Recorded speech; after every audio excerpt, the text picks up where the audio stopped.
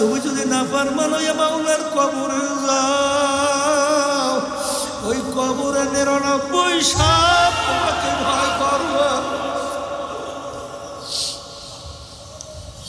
এরকম কি গ্যারান্টি তোমার আছে? কালেক্টর সোজা হইয়া তারপর মাওলার কবরে রওনা করো। এই জন্য আমার বাজানদেরকে বলবো, আল্লাহর হাবিব সাল্লাল্লাহু আলাইহি ওয়াসাল্লাম বলে, আল কবরু রাওযাতুম মিন রিয়াজিল জান্নাহ আও হুফরাতুম মিন হুফারিন নার। আমার উম্মতের এই যে কবর দেখো, এই কবর কিন্তু আসল কবর না। পুরোপুর আল্লাহর বান্দাবান্দির জন্য কবর একটা বেহেশতের বাগান হইয়া যাবে। আল্লাহ আপনি আমার জন্য, আমাদের সবার জন্য কবুল করে নিয়ে। আল্লাহর হাবিব বলেন, আমার উম্মতেরা কোনো নাফরমানের কবরের ভিতরে আল্লাহ জাহান্নামের আগুনের টুকরা, জাহান্নামের আগুন এসে বইরা যাবে। আল্লাহ আমাকে আমাদের সবাইকে মাফ কইরা দেয়। হে মুসলমান, হে ইমানদার, আমি বলি নাই, আল্লাহ রাসূল বলছে। আমরা শুনাইতেছি, কে মানবেন কি জানি না, কিন্তু বাজান আল কবরু রাওযাতুম মিন রিয়াজিল জান্নাহ আও হুফরাতুম মিন হুফারিন নার। কারো কবর জাহান্নামের আগুনের কুয়া হবে। আল্লাহ রাসূল সাল্লাল্লাহু আলাইহি ওয়াসাল্লাম বলে, কারো নাফরমান কবরের মধ্যে 99 তিন্নিনান লাউ নুফিকা ফিল আরদি মা আনবাতাত খাদরা। কারো নাফরমানের কবরের মধ্যে 1টা না 2টা না 99টা বিষাক্ত সাপ জমা হইয়া যাবে। সাপ এত বিষধর হবে, আরে যদি দুনিয়ার ভিতরে মুখ কইরা ফুঁকতে তো গাছপালা মাথা জাগাইতে পারতো না। কিয়ামত পর্যন্ত নাফরমানকে সাপ পেঁচাইয়া পেঁচাইয়া ঠুকরাইতে থাকবে। এই আযাব সহ্য করা যাবে না। আরে কবরের মাটিকে আল্লাহ হুকুম করবেন, 2 পাশ থেকে এমনভাবে চাপ দাও, এক পাজরে হাড্ডি অন্য পাজরে মিশাইয়া দাও। আল্লাহ আমাকে আমাদের সবাইকে মাফ কইরা দিয়ে। কিয়ামতের ময়দানে নাফরমান উঠবে। সূর্য আজকে দুনিয়া থেকে 9 কোটি 30 লক্ষ মাইল দূরে।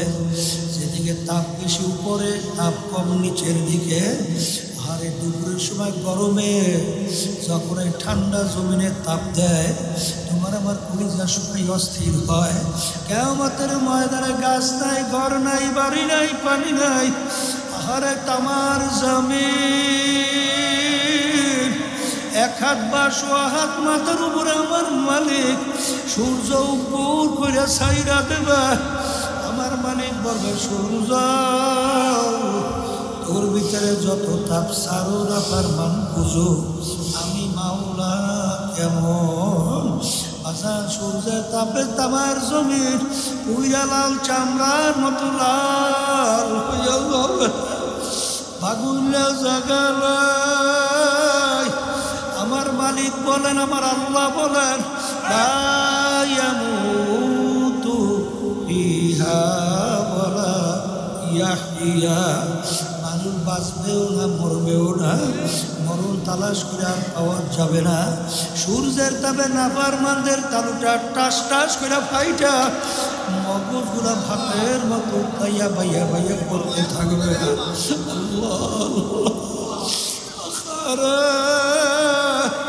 ওই সময় আল্লাহ রাসূল সাল্লাল্লাহু আলাইহি ওয়াসাল্লাম হাউজে কাউসারের পাশে ডাক দিবে, আমার উম্মতেরা আসো, 1 গ্লাস হাউজে কাউসারে পানি পান করাবো। 50,000 বছর সময়ের ভিতরে পিপাসা আর লাগবে না। হাজার হাজার কোটি মানুষ আল্লাহর হাবিবের হাউজের দিকে দৌড় মারবে। পথের ভিতরে কিছু বান্দা বান্দিদেরকে ফেরেশতারা টাইনা টাইনা ধইরা রাখবে। তারা গলা ফাটা চিৎকার মারবে, আল্লাহ রাসূল আপনি আমাদেরকে আসতে বলছেন, ফেরেশতারা আসতে দেয় না। আল্লাহ রাব্বুল বলেন, ছাড়ো, 1 গ্লাস হাউজে কাউসারে পানি পান করাবো। 50,000 বছর সময়ের মধ্যে আর পানির পিপাসা লাগবে না।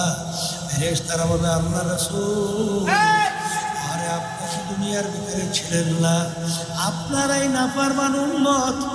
আরে আপনার তরিকা অনুযায়ী আল্লাহর হুকুম অনুযায়ী চলে নাই।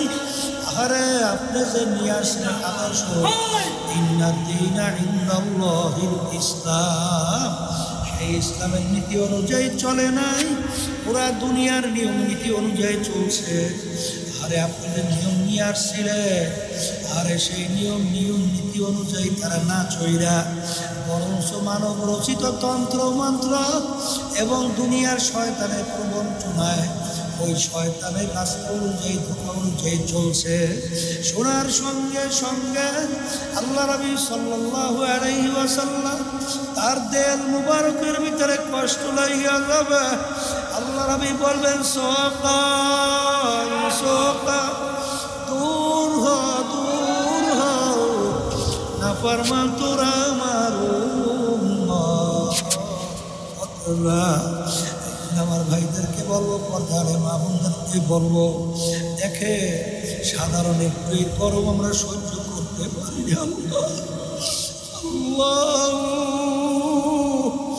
এই জন্য আমার বাজানদেরকে বলবো, পর্দারে মা বোনদেরকে বলবো, বাজান মুসলমান বলতে কিন্তু মন চায় গুনার থেকে বেরবেন, একের কাজ করবে, আল্লাহর হুকুম নবীর তরিকা অনুযায়ী চলবে, তারপর কবরে যাবে।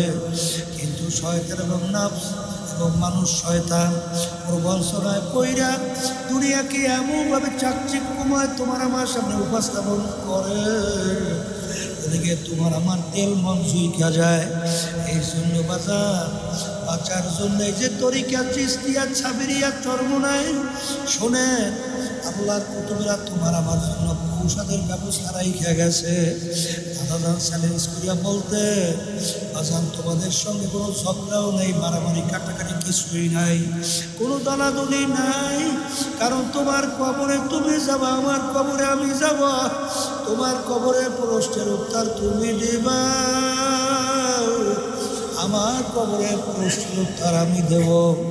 আজান মনকে বুঝাও, আমাদের উদ্দেশ্য হলো গুনার থেকে ফেরা, নেকের কাজ করতে পারা, আল্লাহর মহব্বত নিয়ে আল্লাহর হুকুম মাইনা আল্লাহর হাবিবের তরিকা অনুযায়ী চইলা দুনিয়ার থেকে বিদায় নিয়ে কবরে রওনা করার লাগবে। দাদাজান বলতে, বাজান এই তরিকার 5 ঔষধের পরীক্ষা কইরা দেখো, যদি পরিবর্তন না আসে, আমার দাদাজান বলতে আমাদেরকে গালি দিও, কিন্তু আল্লাহর ফজল করমে চ্যালেঞ্জ করে বলতে পারি, যারা ঠিক মতো আল্লাহর কুতুবের পরামর্শ অনুযায়ী এই ঔষধ পালন করছে, দিনার দিন তাদের দেল নেকের দিকে ঝুঁকতেছে, দিনার দিন আল্লাহর ফজল করমে নেকের কাজে আগ্রহ বাড়তেছে, গুনার কাজ ছাড়তে পারতেছে। আগে চোখে পানি ছিল না, আল্লাহর বদলে এখন চোখের পানি জোর করে ঠেকাইয়াও রাখতে পারে না। আল্লাহ দিলটা বাচ্চাদের মতো নরম হইয়া যায়। আরে একটু পরীক্ষা কইরা দেখো, পরীক্ষা কইরা আমাদের নেকের পাল্লা ভারী কইরা, গুনার পাল্লা হালকা কইরা, তারপর দুনিয়া থেকে বিদায় নিয়া তারপরে কবরে রওনা করা লাগবে। যদি খোদা না কাজটা আল্লাহর কোন নবীর তরিকা অনুযায়ী না চইলা, যদি খোদা না কাজটা ওই কবরে যাইয়া শুইয়া বসো, আর দ্বিতীয়বার ফেরত আসা যায় না, আর ওই আযাব সহ্য করা যাবে না। আমার মালিক বড় দয়ার মালিক, বড় মায়ার মালিক, যদি আমার মালিকের কাছে চাওয়ার মতো চাইতে পারো, আমার মালিক মাফ করবে। শুধু তাই না, আমার মালিক তোমার আমার জীবনের সমস্ত গুনাহ মাফ কইরা তোমার আমার গুনাহকে নেকের দ্বারা পরিবর্তন করবেন। আল্লাহুম্মা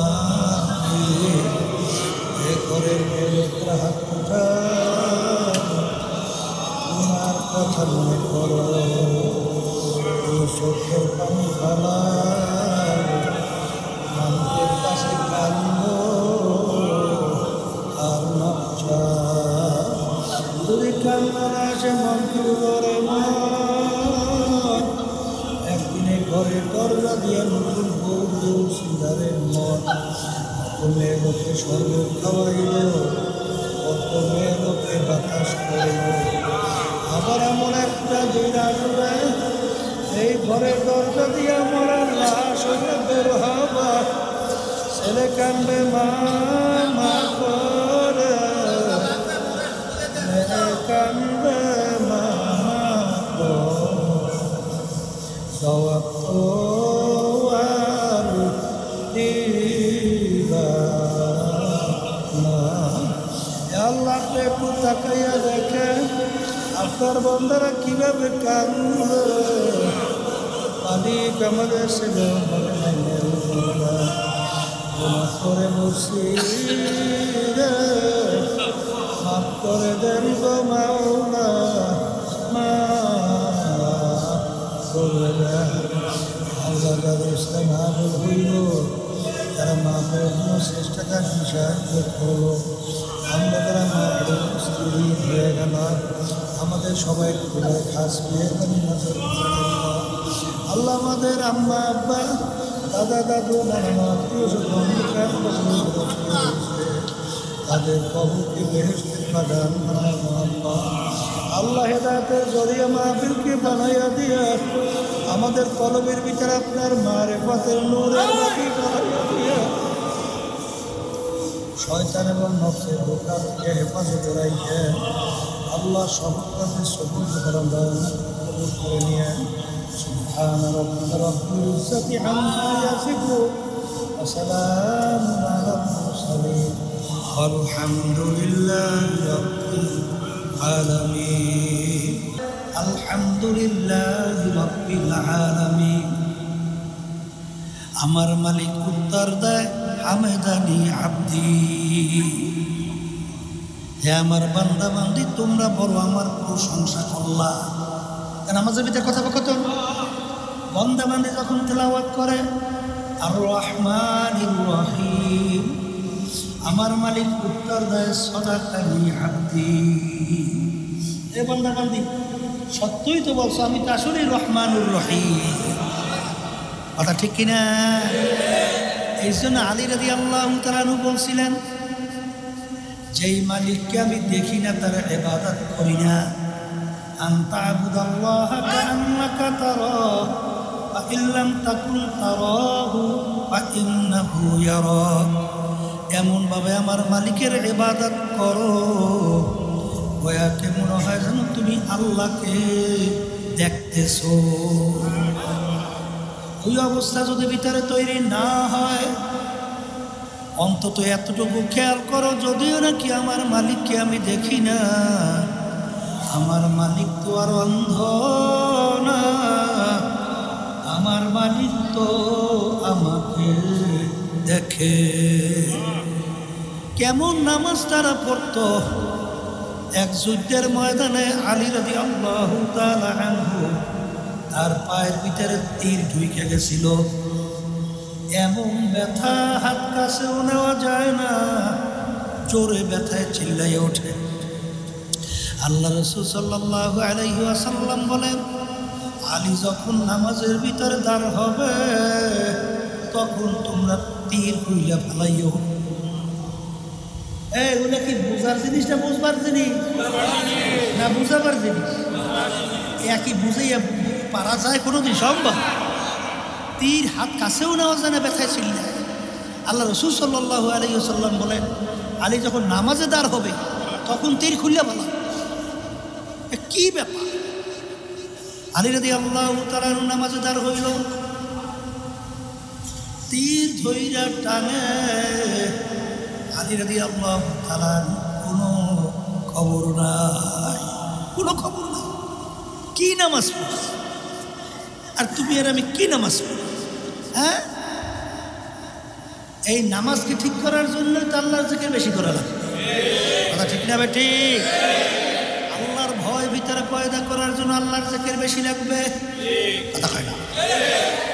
যখন বান্দা বান্দে জিকির করে সুবহানাল্লাহ, আলহামদুলিল্লাহ, আল্লাহু আকবার, এই করে কি করে না? লা ইলাহা ইল্লাল্লাহ ইল্লাল্লাহ। কি জিকির করে কি করে না? সুবহানাল্লাহ সময় কি খেয়াল করে? আমি আমার মালিককে ডাকি, আমার মালিক আমার দিকে তাকাইয়া তাকাইয়া আমার ডাকের জবাব দেয়। কি দেয়? জবাব দেয়। এরকম বারবার খেয়ালে জিকির করে, বারবার খেয়ালে জিকির করে, বারবার খেয়ালে জিকির করে। করতে করতে এক সময় যখনই আল্লাহর বান্দাবান্দির সামনে কোনো গুনাহ হাজির হয়, যখন গুনার সামনে আইসা যায়, তখন তার ভিতরে খেয়াল আসে দুনিয়ার কেউ দেখে না, আমার আল্লাহ তো আমাকে দেখে। এই খেয়াল ভিতরে পয়দা করার জন্যই তরিকা, এই খেয়াল ভিতরে তৈরি করার জন্যই আল্লাহর জিকির, এই খেয়াল ভিতরে তৈরি করার জন্যই যত তরিকার ঔষধ। পীর সাহেব হুজুরের কাছে ওই যে মুরিদ হয়েছে না, হ্যাঁ, এ সরল সোজা বুকাটাই হুজুর খুব মহব্বত করে। অন্যান্য মুরিদেরা বলে ব্যাপার কি, হুজুর বোকাটাকে এত কেন মহব্বত করে? হ্যাঁ,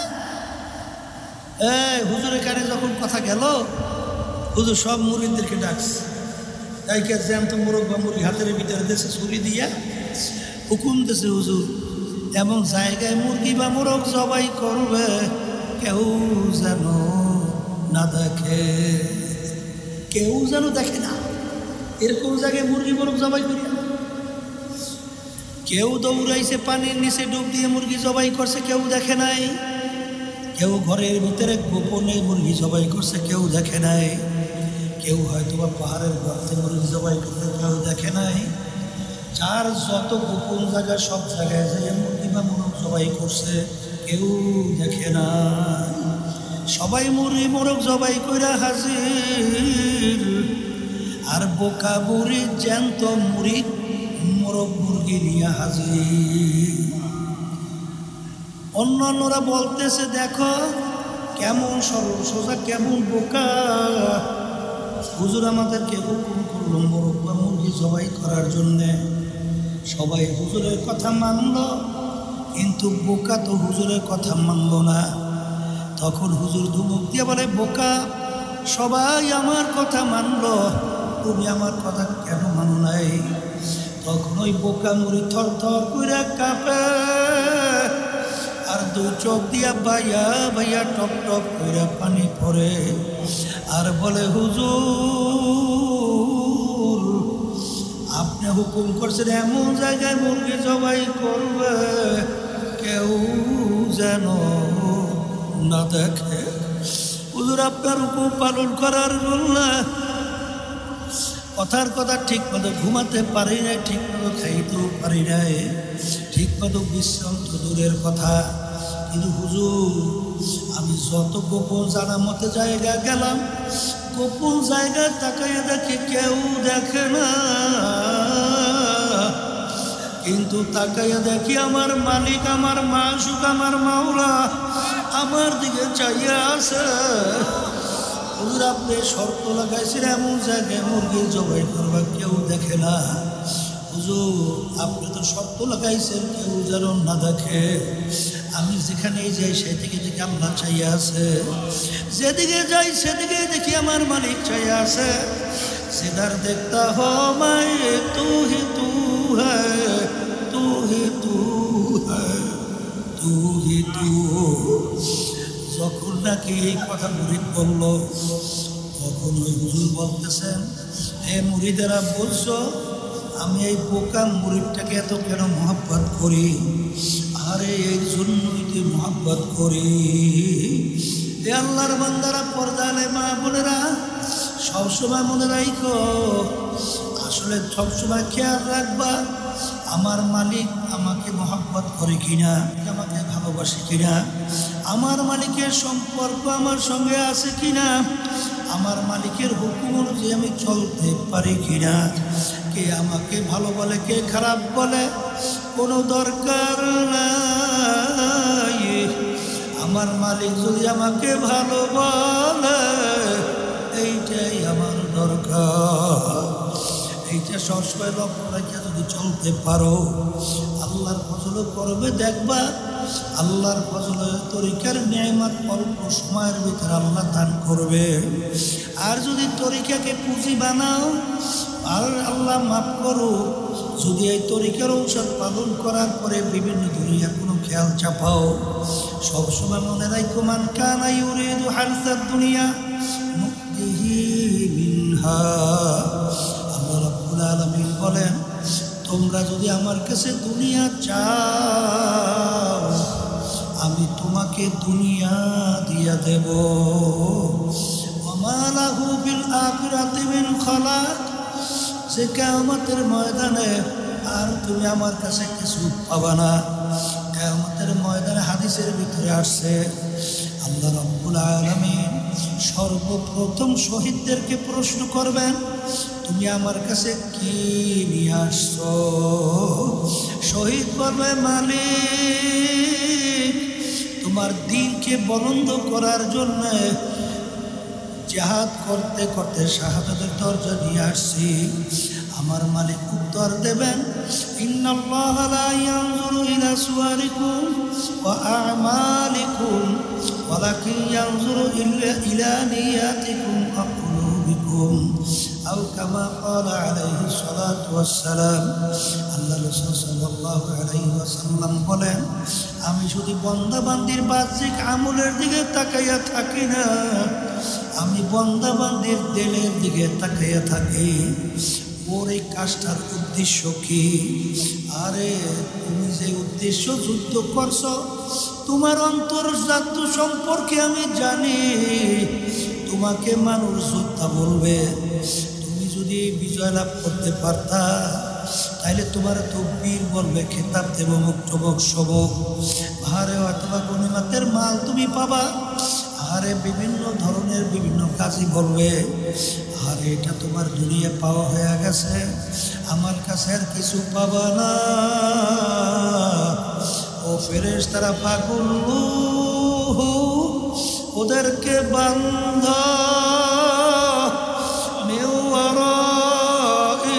জাহান্নাম, এরপরে ওদেরকে ফিকা ফিকা জাহান্নামের ভিতরে ফেলাও।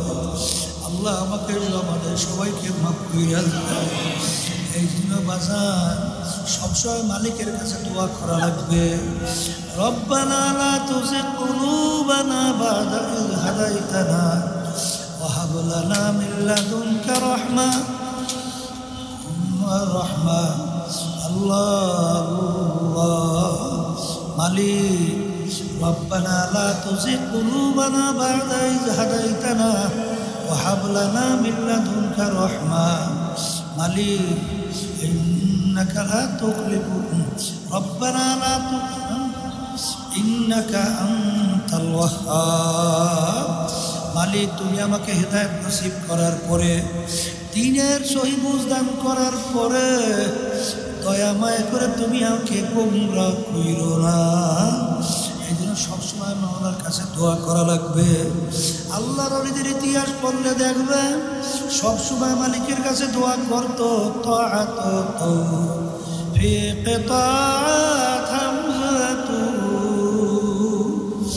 ইয়ামানাত ওয়া ইজাবাত হামজাতু। হে আমার দয়ার মালিক,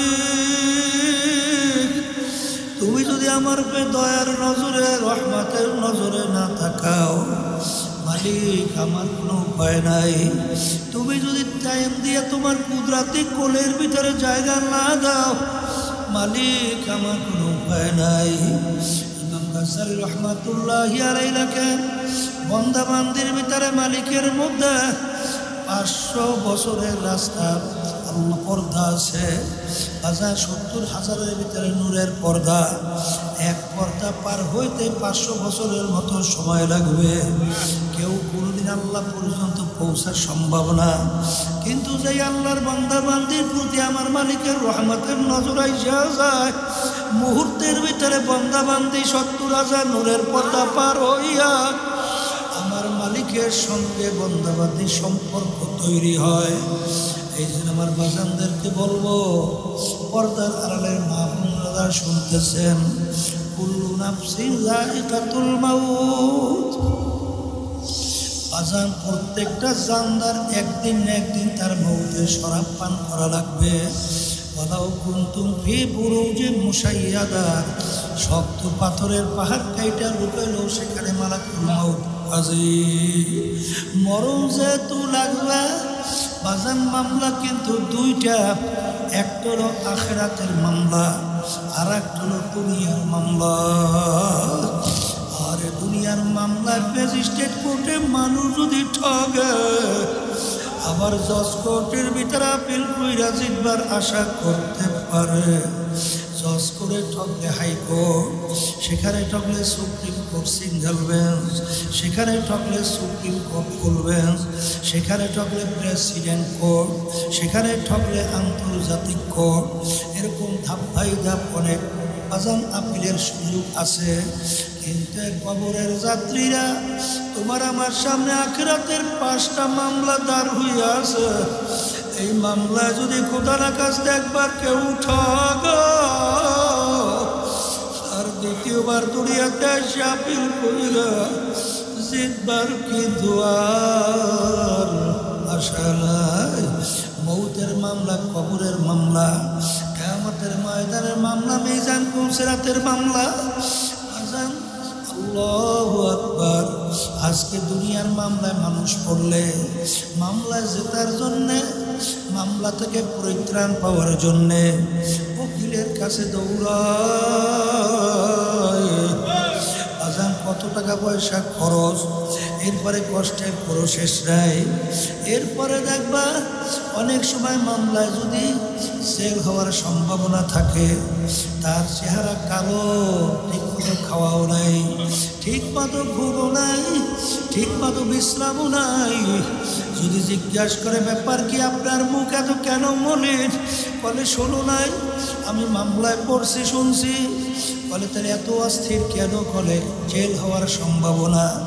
তখন যদি বলো জেল হইলে কি হয়, জেলের ভিতরে খাইতেও দেয়, শুইতেও দেয়, আহারে আর কোনো অসুবিধা তো তেমন নাই, তাহলে জেলের কথা শুনে কেন এত ভয়?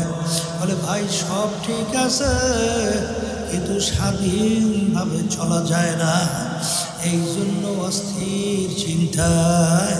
কিন্তু এ মুসলমান, হে ইমানদার, যারা মরবা কবরে যাব, যারা আল্লাহকে বিশ্বাস করো, আখিরাতকে বিশ্বাস করো, বেহেশত জাহান্নামকে বিশ্বাস করো, খোদার কাছে এই মামলায় যদি একবার ঠগো,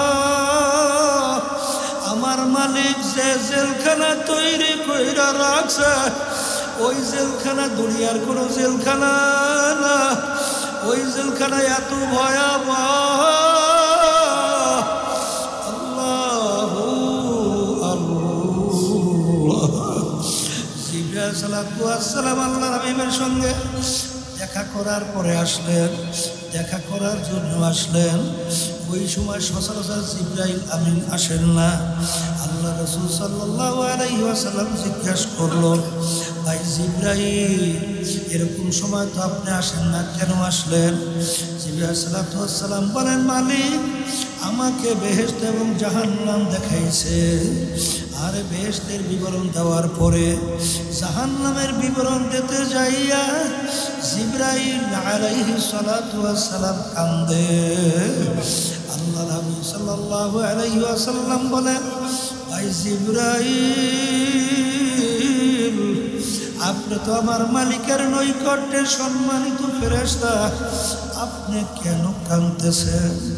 জিবরাইল সালাতু ওয়াসসালাম বলেন, হে আল্লাহর রাসূল সাল্লাল্লাহু আলাইহি ওয়াসাল্লাম, আখারে ইবলিস তো মাওলার নৈকট্যের সম্মানিত ছিল, ইবলিসের ব্যাপারে আমার মালিকের কি হুকুম হইল? হারুত মারুত তো মাওলার ফেরেশতা ছিল, তাদের ব্যাপারে আমার মালিকের কি হুকুম হইল? আমার তো জানা নাই, আমার ব্যাপারে আমার মালিক কি হুকুম দেবে? এই জন্য আমি কান্দি। এই কথা বলার পর আল্লাহ রাসূল সাল্লাল্লাহু আলাইহি ওয়াসাল্লাম তিনিও কান্দেন। আল্লাহ আমাকে, আমাদের সবাইকে মাফ করে দেন। আল্লাহ রাসূল সাল্লাল্লাহু আলাইহি ওয়াসাল্লাম তিনি অল্প বয়সে তার দাড়ি মোবারক পাইকে গেল, পিঠ মোবারক কুঁজো হয়ে গেল। সাহাবায়ে কেরাম বলে, আল্লাহ রাসূল এত অল্প বয়সে আপনার দাড়ি মোবারক কেন পাকলো, পিঠ মোবারক আপনার কেন কুঁজো হইল? আল্লাহ রাসূল সাল্লাল্লাহু আলাইহি ওয়াসাল্লাম বলে, এ আমার সাহাবারা, আল্লাহ কথার কথা আমি রাসূল যা দেখি তোমরা তো দেখো না, আমি রাসূল যা জানি তোমরা তো জানো না। আরে আমার মালিক কোরআনুল কারীমের মধ্যে বেনমাজি যারা 5 ওয়াক্ত ঠিক মতো নামাজ পড়ে না, যারা রমজান মাসের আল্লাহর হুকুম ফরজ রোজা ঠিক মতো রাখে না, যাদের উপরে ধনী হওয়ার পরে হজ যাকাত আদায় করে না, যারা আল্লাহর হুকুম পর্দা ফরজ ঠিক মতো পালন করে না, যারা ঠিক মতো হারাম হালাল তমিজ করে খায় না চলে না, তাদের ব্যাপারে আমার মালিক যে আযাব ও গজব বাজে জাহান্নাম বানায় রাখছে, ওই 1 সেকেন্ডের আযাব সহ্য করার শক্তি দুনিয়ার কোনো মানুষের নাই। আল্লাহু আল্লাহ। জিবরাইল আলাইহিস সালাম যাওয়ার পরে আল্লাহ রাসূল সাল্লাল্লাহু আলাইহি ওয়াসাল্লাম মসজিদে নববীর ভিতরে যখন ঢুকলেন, দুই কাছে একদল সাহাবায়ে কেরাম আনসারী তারা বসে বসে আনন্দ ফুর্তি করে। আল্লাহর হাবিব বলে, তোমরা কি মৃত্যুর কথা ভুইলা গেছো? তোমরা কি মৌতের কথা ভুইলা গেছো? এইমাত্র আমার কাছে জিবরাইল আমিন আসছে, যে জাহান্নামের বিবরণ আমাকে শুনাইছে। ওই 1 সেকেন্ডের আযাব সহ্য করার শক্তির কারণে তোমরা যদি জানতা, শুনতা, দেখতা, দুনিয়ার কোনো সংসারাদি বিবাহ সাথী কিছুই করতে পারতে না, দুনিয়ার কোনো কাজকর্ম করতে পারতে না, আরে কাকু সঙ্গে সঙ্গ দিতে পারতে না, সব ফালাইয়া জঙ্গলবাসী হইয়া যাইতা। আল্লাহ রাব্বি যখন সাহাবায়ে কেরামদেরকে ভয় দেখায়, আল্লাহ রাব্বুল আলামিন বলেন, আমার হাবিব আপনাকে তো আমার বান্দা বান্দীদেরকে শুধু ভয় দেখাবার জন্যই পাঠাই নাই, আপনাকে আমি পাঠাইছি বাশীরা ওয়া নাযীরা, ভয়ও দেখাইবে আবার বেহেশতের সুসংবাদও দান করবে, সুসংবাদও দিবেন, ভয়ও দেখাবেন। আপনি আমার বান্দাদেরকে কেন ভয় দেখান? শুধু আমার বাজানদেরকে বলবো, ওইটা দেখো ইতিহাস। এরপর থেকে আল্লাহ রাসূল সাল্লাল্লাহু আলাইহি ওয়াসাল্লাম যতদিন দুনিয়াতে বাইচা ছিল, একবারও জোরে মুখ কইলা, কাকা জোরে শব্দ কইরা আর জীবনে একবারও হাসে না। আসলে আল্লাহু আকবার, সাহাবায়ে কিরামদের ঈমান কেমন ছিল, তোমার আমার বিশ্বাসটা কেমন? মরণ যেহেতু লাগবে, মরার পরে কিন্তু দল দুইটা ছাড়া হবে না, ফারিকুন ফিল জান্নাতি ওয়া ফারিকুন ফিস সাইর। কারা জান্নাতে যাবে, কারা জাহান্নামে যাবে, আমার মালিক কিন্তু তার রাসূলকে পাঠাইছেন, ওমা আরসালনাকা ইল্লা রাহমাতাল লিল আলামিন। দুনিয়াতে শান্তি, আখিরাতে মুক্তি। বাজার এই শান্তির দূত হিসেবে পাঠাইছেন। একটু পরীক্ষা কইরা দেখো, সারা দুনিয়ার মধ্যে আল্লাহ রাসূল সাল্লাল্লাহু আলাইহি ওয়াসাল্লামের নীতি আদর্শ অনুযায়ী ব্যবসা করো, সংসারাদি করো, রাজনীতি করো, অন্যান্য কাজকর্ম করো, দেখবা তার ভিতরে মালিক এমন শান্তি রাখছে। আরে দুনিয়াদার যারা আল্লাহর হুকুম নবীর তরিকা অনুযায়ী দুনিয়ার কার্যক্রম চালায় না, যত বড় সম্পদের মালিক হোক, ওদের অন্তরও কিন্তু ওই শান্তি আল্লাহ দেয় না। আমার বাজানদেরকে বলবো, আর যদি আল্লাহর হুকুম নবীর তরিকা অনুযায়ী সেই নীতি আদর্শ নিয়ে আল্লাহর হাবিব আসছে, এইটা যদি ঠিক মতো মানতে পারো, আখিরাতে আল্লাহ রাব্বুল আলামিন এমন সম্মানিত করে উঠাবে, ফারিকুন ফিল জান্নাহ। আল্লাহ রাব্বুল আলামিন তোমাকে আমাকে আর মেহমানখানা বেহেশতে জায়গা দান করবে। আমার ভাইদেরকে বলবো, এই যে তরিকার পর্দারে মা বোনরা শুনতেছেন, আজান দুনিয়া সম্পর্কে মাঝে মাঝে মুরাকাবা করো। হে বড় লোক আমার বাবারা, হে ধনী আমার বাবারা, হে ক্ষমতা সম্পন্ন আমার বাবারা, হে বড় বড় শিক্ষিত আমার বাবারা, হে বিভিন্ন কায়দায় আমার মা বোনেরা, ভালো করে মন কি বুঝাও। তারপর দুনিয়ার থেকে বিদায় নিয়ে কবরে রওনা করো, কারণ দুনিয়ার জিন্দেগি একটাই, দ্বিতীয়বার আর ফেরত আসা যাইবে না। আমার দাদাজান রহমাতুল্লাহর কথা শুনছিলাম, এক ডিসি ওই সময় তাদেরকে বলতো কালেক্টর। দাদাজান ডাক দেওয়ার, কালেক্টর আপনারা কি মশারি টাঙ্গা? বলে হুজুর আমরা মশারি টাঙ্গাই। কেন? বলে হুজুর মশায় কামড়ায়। দাদাজান বলছিলেন, কালেক্টর তোমাদেরকে বিভিন্ন পাহারাদাররা বন্দুক নিয়ে পাহারা দেয়, আরে ওই বন্দুক কি মশায় ভয় পায় না?